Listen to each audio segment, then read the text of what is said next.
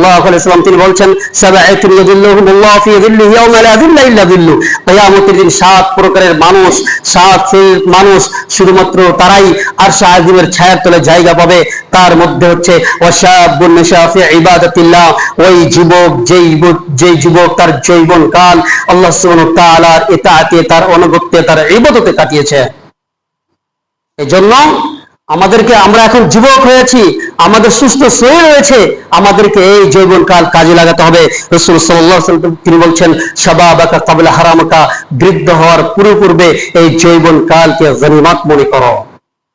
এই যৌবন কালকে তুমি টিকটকের মাধ্যমে, ফেসবুকের মাধ্যমে তুমি তোমার যৌবন কালকে কাটিয়ে দিও না, আল্লাহ সুবহানাহু ওয়া তাআলার ইবাদতে কাটাও।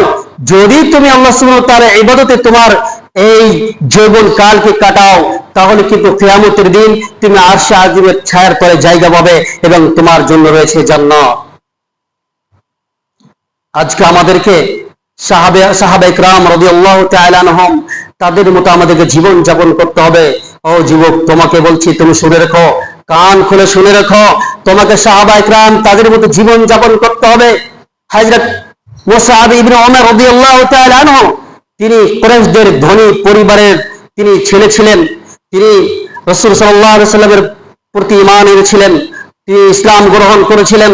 ইসলাম গ্রহণ করার পরে যখন তার মা জানতে পারে যে আমার ছেলে ইসলাম গ্রহণ করেছে, তাকে কারাবন্দী করেছে, ঘরে বন্দী করেছে এবং সব দিল ওই সাহাবী সব কিছু ত্যাগ করে, তার সংসার, তার পরিবার, তার যে দামি দামি কাপড় পরার অভ্যাস ছিল, সমস্ত জিনিসগুলি ত্যাগ করে ইসলামের পথে এসেছে। এবং উহুদের যুদ্ধে রাসূল সাল্লাল্লাহু আলাইহি ওয়াসাল্লাম ওই সাহাবীকে, যুবক সাহাবীকে ইসলামের পতাকা দিয়েছেন। যুবক সাহাবী লড়াই করতে রয়েছে, লড়াই করতে করতে যখন তার ডান হাত কেটে গিয়েছে, বাম হাতে ধরেছে, তার যখন বাম হাত কেটে গিয়েছে, পতাকাকে, ইসলামের পতাকাকে দড়িয়ে যে টুকরো, হাতের টুকরো বেঁচে ছিল, জড়িয়ে ধরেছে একজন কাফের, একজন ইসলামের দুশমন, তাকে এসে হত্যা করেছে। রাসূল সাল্লাল্লাহু আলাইহি ওয়াসাল্লাম যখন তিনাকে কাফন দিচ্ছেন, রাসূল সাল্লাল্লাহু আলাইহি ওয়াসাল্লাম দেখছেন তার এতটাই তার কাফন ছোট ছিল, তার পা ঢাকছে, মাথা ঢাকছে তো পা উদাম হয়ে যাচ্ছে, এতটা তার জন্য কাফন ছোট হয়ে গেছিল। কিন্তু সে ছিল ও দামি কাপড় পরিধানকারী ব্যক্তি ছিলেন, সে ধনী ঘরের সাহাবী ছিলেন, ছেলে ছিলেন। তারপর ইসলামের জন্য সব কিছু ত্যাগ করেছে, ইসলামের জন্য। আজকে আমরা ইসলামকে হাতে পেয়ে, আজকে আমরা ভাবছি ইসলামকে আমরা হাতে পেয়েছি, আজকে আমরা ইসলামকে কিছু মনেই করি না, এ কোরআন আমরা শিখতে চাই না। আপনি মনে রাখেন, এ কোরআনের ইলমকে, ইসলামকে দুনিয়াতে ছড়ার জন্য হাজার হাজার সাহাবী কখনো ভাবি না আমার স্ত্রী কি করবে, আমার ছেলে কি করবে। হানজালা রাদিয়াল্লাহু তাআলা আনহু তিনি নতুন বিবাহ করেছেন, উহুদ যুদ্ধের দিন তিনি বিবাহ করেছেন, রাত্রি তিনি তার স্ত্রীর কাছে রয়েছেন, সেই সময় ডাক পেয়েছেন যে যুদ্ধের ময়দানে যেতে হবে, ফরজ গোসল ছাড়াই তিনি তার যুদ্ধের ময়দানে চলে গিয়েছেন। যুদ্ধ করতে করতে শহীদ হয়ে গেছেন। তিনি এক মুহূর্তের জন্য ভাবেনি যে আমার স্ত্রী কার কাছে থাকবে, আমার স্ত্রী কি করবে, আমি নতুন স্ত্রীর জন্য আমি যাবো না, এত মায়া মমতা ভালোবাসা আমি কি করে আমি আমার এই স্ত্রীকে ছেড়ে যাই, এক মুহূর্তের জন্য ভাবিনি। আজকে আমরা কি করছি, ইসলামকে হাতে পেয়ে আমরা আজকে হাসি মজাকের খোরাক বানিয়েছি।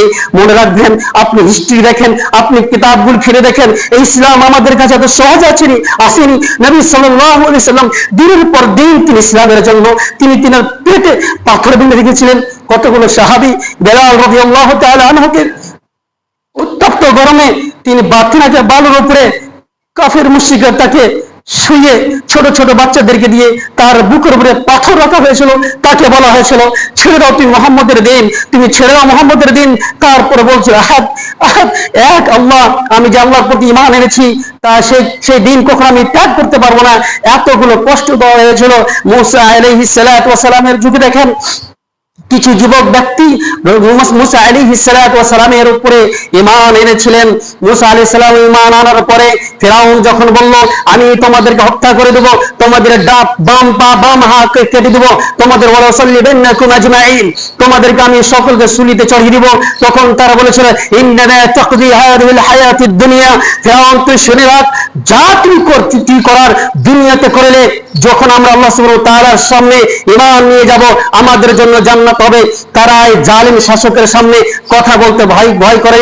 আসহাবে কাহাফের ঘটনা খুলে দেখেন, কয়েকজন যুবক দাকিয়ানুস জালিম শাসকের সামনে যখন তারা বলেছিল লেন নাদউ মিন দুনি ওয়া রাবাতনা আলা কুলুবিহিম ইয়াকামু ফাকালু রাব্বুনা রাব্বুস সামাওয়াতি ওয়াল আরদ লেন নাদউ মিন দুনি। আল্লাহ পাক তিনি বলছেন, আমি তাদের অন্তরকে আমি অন্তরে ঈমানের গিরা বেঁধেছিলাম।